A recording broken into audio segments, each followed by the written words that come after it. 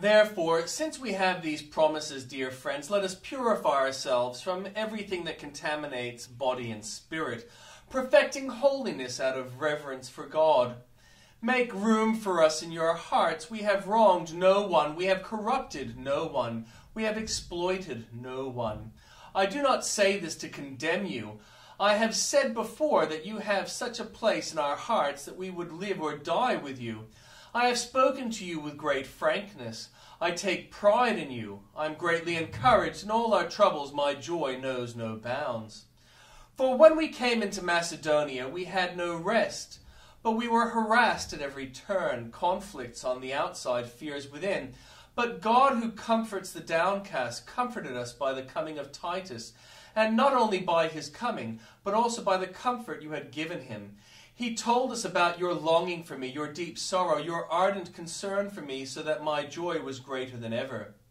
Even if I caused you sorrow by my letter, I do not regret it.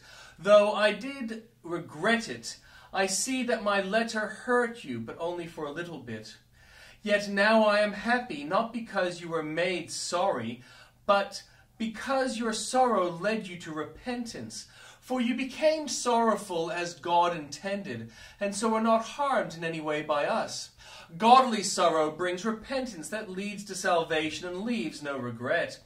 But worldly sorrow brings death.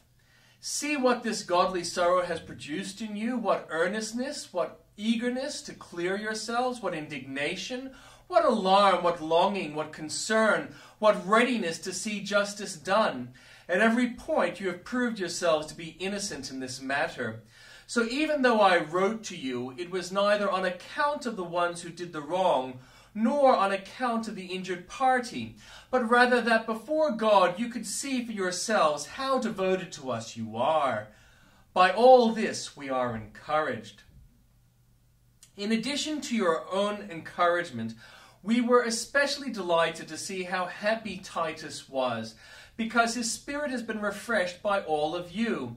I had boasted to him about you, and you have not embarrassed me. But just as everything we said to you was true, so our boasting about you to Titus has proved to be true as well. And his affection for you is all the greater when he remembers that you were all obedient, receiving him with fear and trembling. I am glad I can have complete confidence in you. And the Old Testament reading. Better the poor whose walk is blameless than a fool whose lips are perverse.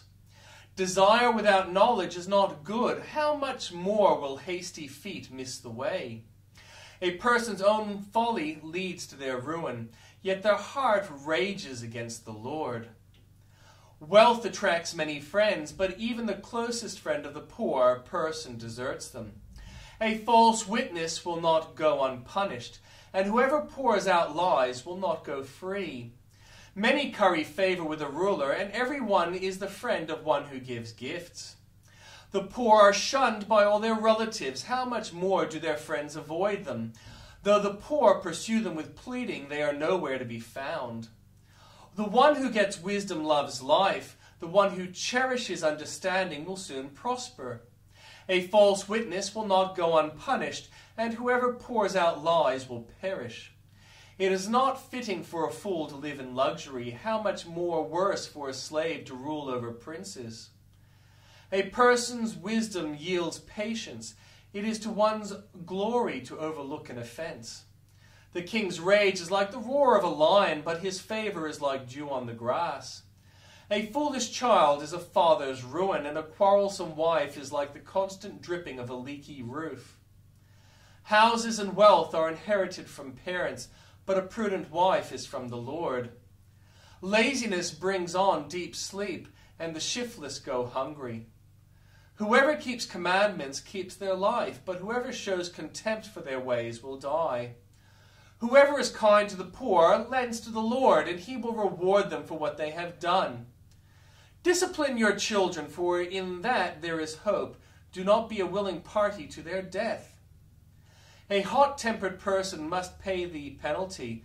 Rescue them, and you will have to do it again. Listen to advice and accept discipline, and at the end you will be counted among the wise. Many are the plans in a person's heart, but it is the Lord's purpose that prevails. What a person's desires is unfailing love, better to be poor than a liar. The fear of the Lord leads to life, then one rests content, untouched by trouble. A sluggard buries his hands in the dish, he will not even bring it back to his mouth.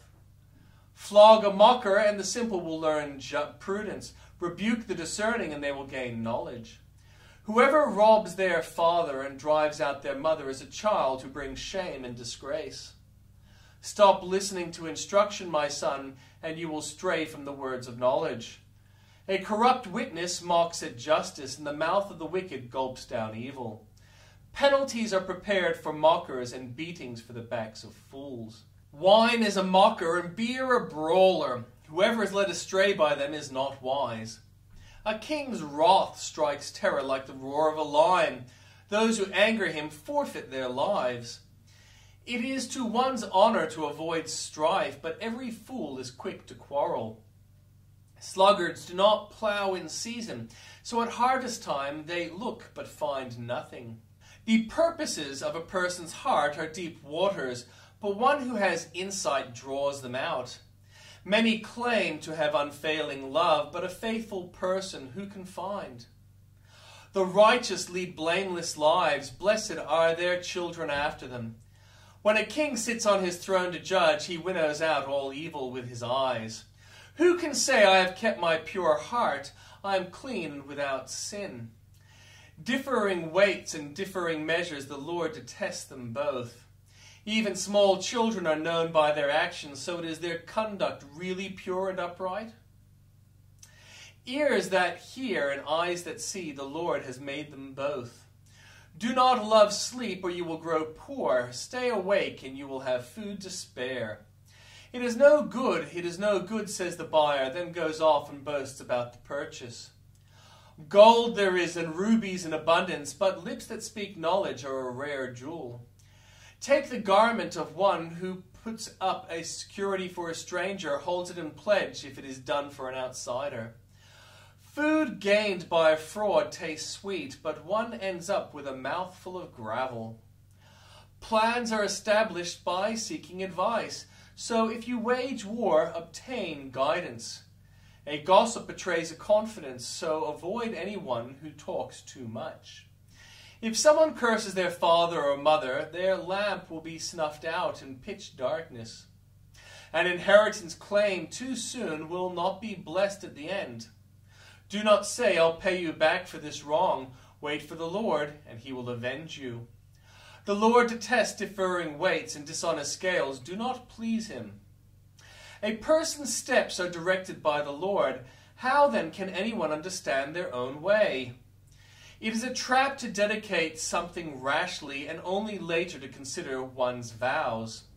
A wise king winnows out the wicked. He drives the threshing wheel over them. The human spirit is the lamp of the Lord that sheds light on one's inmost being. Love and faithfulness keep a king safe. Through love his throne is made secure. The glory of young men is their strength, gray hair the splendor of the old. Blows and wounds scrub away evil, and beatings purge the inmost being. In the Lord's hand, the king's heart is a stream of water that he channels towards all who please him. A person may think their own ways are right, but the Lord weighs the heart. To do what is right and just is more acceptable to the Lord than sacrifice. Haughty eyes and a proud heart, the unplowed field of the wicked produce sin. The plan of the diligent leads to profit as surely as haste leads to poverty. A fortune made by a lying tongue is a fleeting vapor and a deadly snare. The violence of the wicked will drag them away, for they refuse to do what is right. The ways of the guilty is devious, but the conduct of the innocent is upright. Better to live on a corner of the roof than share a house with a quarrelsome wife. The wicked crave evil, their neighbors get no mercy from them. When a mocker is punished, the simple gain wisdom. By paying attention to the wise, they get knowledge. The righteous one takes note of the house of the wicked and brings the wicked to ruin. Whoever shuts their ears to the cry of the poor will also cry out and not be answered. A gift given in secret soothes anger, and a bribe concealed in the cloak pacifies great wrath. When justice is done, it brings joy to the righteous, but terror to evildoers. Whoever strays from the path of prudence comes to rest in the company of the dead. Whoever loves pleasure will become poor. Whoever loves wine and olive oil will never be rich. The wicked become a ransom for the righteous, and the unfaithful for the upright. Better to live in a desert than with a quarrelsome and nagging wife. The wise store up choice food and olive oil, but fools gulp theirs down. Whoever pursues righteousness and love finds prosperity, life, and honor. One who is wise can go up against the city of the mighty and pull down the stronghold in which they trust. Those who guard their mouths and their tongues keep themselves from calamity. The proud and arrogant person, mocker is his name, behaves with insolent fury. The craving of a sluggard will be the death of him, because his hands refuse to work. All day long he craves for more, but the righteous give without sparing. The sacrifice of the wicked is detestable, how much more so when brought with evil intent. A false witness will perish, but a careful listener will testify successfully. The wicked put up a bold front, but the upright give thought to their ways. There is no wisdom, no insight, no plan that can succeed against the Lord. The horse is made ready for the day of battle, but victory rests with the Lord.